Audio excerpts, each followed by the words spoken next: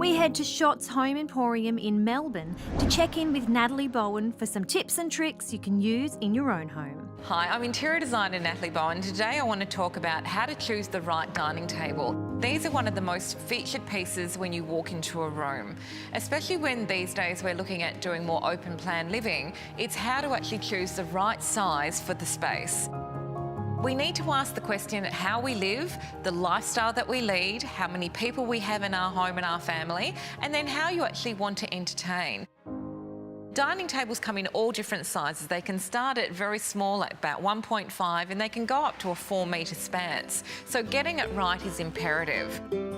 One thing that I always do is make sure that you have at least 6 seats at a table, because that facilitates 2 adults and 2 children, and maybe a couple of the kids have some friends over.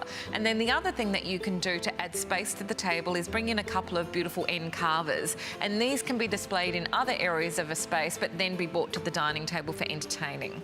So when choosing your finish of a dining table, I love to actually use wood. The reason that wood is so good is that whether you have spills or whether you have scratches on it, it really adds more character and warmth to it. These tables are a reclaimed timber, and they're just so beautiful because they're actually salvaged from boats and old mills and, gorgeous doors and old buildings. So it's recycled to really bring in that beautiful warmth and character.